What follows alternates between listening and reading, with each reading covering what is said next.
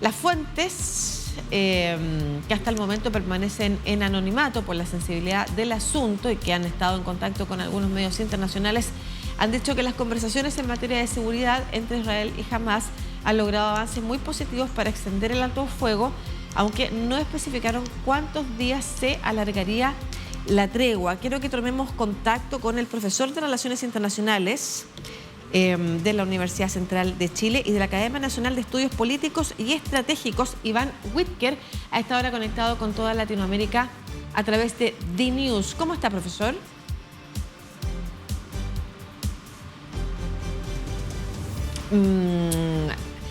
Ahí, ¿nos escucha? Sí, creo que tiene desactivado su audio. Ahí sí. ¿Cómo está? Muy buenos días, muchas gracias por estar en contacto con toda Latinoamérica a través de DNews para hablar de un tema que por una parte es tan sensible, ¿no es cierto?, pero por otro lado es tan complejo de entender. Nosotros nos hemos ido enterando de lo que ha sucedido en términos de liberación de rehenes, entre medio ayer también una jornada más compleja, acusaciones mutuas de romper el alto al fuego. A su juicio también como académico experto en estas áreas y tras haber seguido también otros episodios similares a lo largo de nuestra historia más reciente. Primero, ¿cuál es su opinión del resultado de la tregua que hasta el momento se sostiene entre Israel y Hamás? Mire, efectivamente se trata de algo muy complejo en cualquiera de las aristas que se trate de ver en este conflicto histórico. Pero en lo que atiene a su pregunta, no estamos muy claros de qué se trata la situación actual, porque se distinguen, en teoría, los siguientes estadios. Existe una tregua, que es un arreglo pacífico y sobre todo yo diría sugestivo, ¿no es cierto?, de que se busca algo más, se busca detener el conflicto. También existe el cese de hostilidades. El cese de hostilidades tiene que ver más bien con una cuestión humanitaria para intercambio de heridos, de prisioneros, que podría ser el caso. Y luego está el cese al fuego, que ya es un asunto más bien negociado, de que se quiere poner término al conflicto. Y por último están aquellos conflictos que no han logrado ser resueltos mediante negociación, como el caso de Corea, por ejemplo, y que se llega finalmente a un armisticio. Entonces tenemos 4 posibilidades. Yo creo que lo que está ocurriendo ahora entre Gaza e Israel es algo entre tregua y cese de hostilidades. Y no sabemos muy bien cuál vaya a ser el resultado final. Todos esperamos de que haya un intercambio cada vez mayor de prisioneros y en lo posible que se sienten a negociar, como bien señalo, una paz algo más duradera. Claro, eso es efectivamente además lo que según medios internacionales también a esta hora se publica es lo que estarían intentando, por ejemplo, Estados Unidos, también Qatar, Egipto, incluso el G7 y también la Unión Europea han hablado de la posibilidad de extender la tregua al punto de hacerla definitiva. Es importante, usted no ha mencionado que ese es el escenario que está mucho más cerca de ese escenario que un cese a fuego o un armisticio, porque efectivamente las declaraciones al menos de la parte israelí es que están en condiciones de seguir combatiendo y hasta el momento no han dado luces de querer, por ejemplo, establecer una pausa más duradera. ¿De qué podría depender que primero la tregua, cuya primera extensión termina hoy, pudiera lograr extenderse unos días más? Yo lo veo bastante difícil porque ninguna de las dos partes quiere ceder. Y en una negociación la condición es que las partes cedan. ¿Ya? Eso es básico. Entonces ahora lo que hay que tratar de vislumbrar es qué es lo que busca Hamás y qué es lo que busca Israel. Eso no está para nada claro y para nadie y por lo tanto tampoco sobre ninguna mesa de negociaciones. Es cierto que aquí el país que está ganando, si uno quiere mirarlo desde esa perspectiva, es Qatar, que es un país muy pequeño, ¿no es cierto?, un emirato, pero que ha logrado posicionarse en el escenario internacional de manera bastante interesante y bueno, ellos le dan asilo a la cúpula de Hamás y gracias a eso se ha podido iniciar, yo diría, estas conversaciones, no son negociaciones, simplemente se conversa sobre quiénes se pueden liberar, cuándo y cómo. Entonces por eso que ha sido un poquito, diría yo, pedregoso estas conversaciones. Y por lo mismo, no está claro cómo puedan las partes llegar a algún acuerdo. Porque también los que estamos fuera de esto, simplemente miramos, analizamos, tenemos que tratar de dilucidar, bueno, ¿qué es lo que se busca? Si estamos fuera, a lo que nos gustaría, ¿no es cierto?, a quienes nos gusta la paz en el mundo, sería tratar de generar un escenario donde las partes se comprometan a disminuir los actos de violencia, cualquiera que estos sean. Eso es lo que uno podría mirar desde fuera, pero los actores que están en el escenario mismo tienen objetivos aparentemente que no son fáciles de conciliar. Claro. Por lo tanto, yo no veo un escenario donde ni la Unión Europea, ni Rusia, ni China, ni Egipto, ni menos Qatar, puedan forzar a las partes, ¿no es cierto?, a que se sienten a negociar algo. Y subrayo el algo, porque tampoco, le insisto, no sabemos lo que quiere Israel y no sabemos lo que quiere Hamás. Claro, y usted además ha dado un punto que es bien importante, que son las capas también respecto de lo que se busca, ¿no es cierto? O sea, recordábamos cómo en Israel, los días pasados, por ejemplo, los propios familiares de las víctimas instaban al gobierno a preocuparse más del regreso de los rehenes que seguir atacando Gaza. De alguna manera esto también le ha dado un respiro a esa presión que estaba recibiendo el primer ministro israelí Netanyahu, pero está todo esto relacionado con cuáles son las miradas de largo plazo respecto al conflicto, cuáles son las miradas históricas respecto al conflicto en esa zona y al mismo tiempo cuáles son las necesidades que tiene el propio gobierno actual israelí para sostener el apoyo, el escaso apoyo en todo caso que tiene en Israel. En el día de ayer el jefe de Estado Mayor israelí, Herzi Halevi, rechazaba con claridad el irse de Gaza. El ejército está preparado para seguir combatiendo.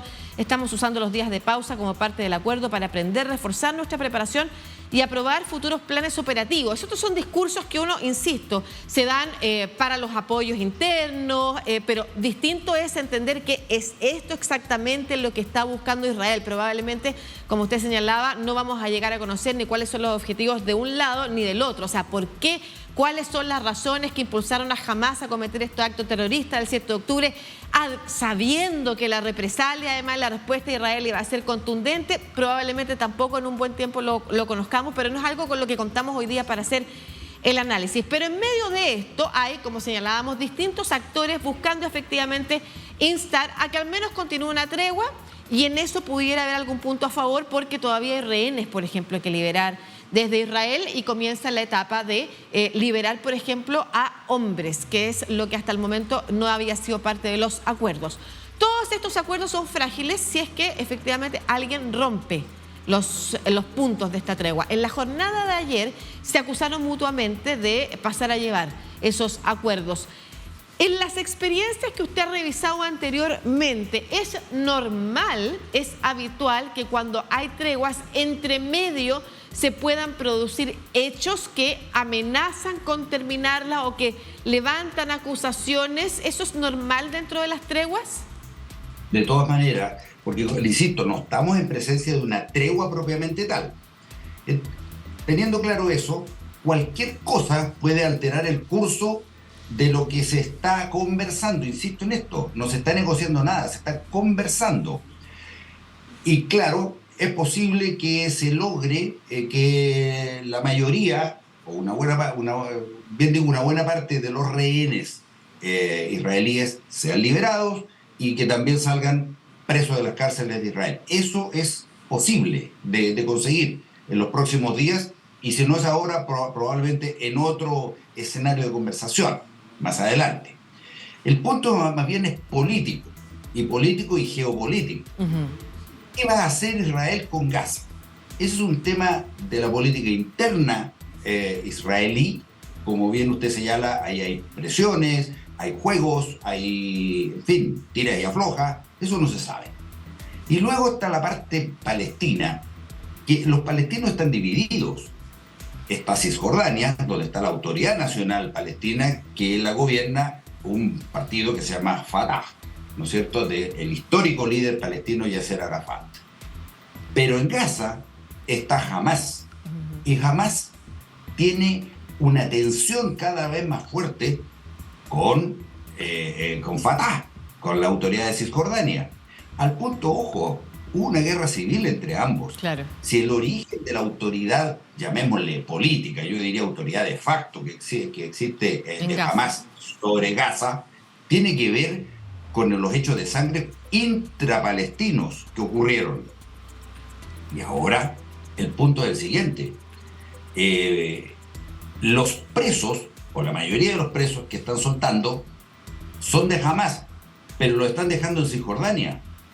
Ese es otro factor que puede también repercutir en los próximos días, semanas o meses.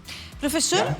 Usted ha hablado de las presiones internas que tiene cada uno de los frentes, ¿no es cierto? En este caso Israel, el propio gobierno internamente tiene que dar discursos hacia adentro y fortalecer el apoyo respecto de lo que están buscando conseguir, pero por otro lado, bueno, lo mismo pasa, como usted había señalado, dentro de las autoridades, dentro por una parte de la autoridad palestina y por otro lado el gobierno de Hamás en Gaza, sus propias presiones internas, pero están también las presiones externas. Y pese al apoyo que tanto Israel como Palestina han concitado en este último tiempo, y en particular el apoyo a Israel de las grandes potencias, eso no ha impedido que sean los propios, insisto, OTAN, Unión Europea y Estados Unidos quienes estén hoy negociando por un alto al fuego que ojalá sea definitivo. Y lo señalan también distintos medios hasta ahora, como no solamente Qatar y en Doha en particular, Qatar y Egipto están trabajando por eso, que son los representantes árabes en esta negociación, sino que por otro lado Estados Unidos también y la Unión Europea. ¿Qué rol juega? Porque ya algo hablamos de la Unión Europea, del G7, en fin, ¿qué rol juega Estados Unidos acá también? Y porque también hemos mencionado también el rol que está cumpliendo Qatar. En el caso de Estados Unidos, ¿podría hacer algo que pudiera también cambiar el curso, por ejemplo, de este pequeño alto, esta pequeña tregua, para lograr hacer algo más definitivo? Yo lo veo muy difícil. Lo cual, obviamente, es probable que asistamos a mayores esfuerzos estadounidenses, pero todo tiene un límite, porque además no se olvide una cosa, que la política interna estadounidense determina muchas de las actitudes que Estados Unidos tiene en el mundo, y hay elecciones el próximo año. Eso va a cambiar, es probable que cambie las cosas. Eso es un tema.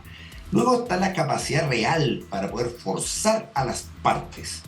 Y ahí es donde yo veo que está entrampado cualquier conversación de largo plazo. No hablemos de negociación.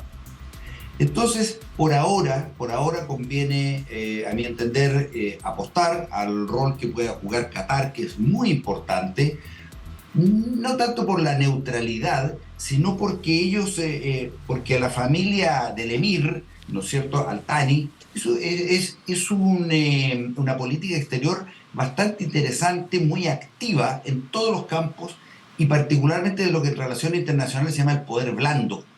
No se olvide que organiza un campeonato mundial de fútbol, tienen la cadena de televisión Al Jazeera, en fin. Qatar es mucho más de lo que su población, su escasa población, son 300.000 cataríes, ¿ya? Es muy poco. Y en un terreno que es un poco más chico, alrededor de como la provincia de Ñuble, en Chile. Perfecto. Entonces es un terreno muy chico. Pero es muy activo políticamente. Y el hecho que tenga ahí a la cúpula de Hamás, eso hace que se pueda apostar a que ellos sigan jugando un rol en mantener un diálogo entre las partes. Perfecto. Eso es lo que yo diría que es lo que importa al día de hoy. Perfecto, muchas gracias, profesor Iván Whitker, que es profesor de la Academia Nacional de Estudios Políticos y Estratégicos, además de profesor de Relaciones Internacionales de la Universidad Central de Chile, conversando sobre un análisis un poquito más detallado respecto de lo que podríamos esperar en las próximas horas. Que esté muy bien. Muchas gracias. Muchas gracias a usted.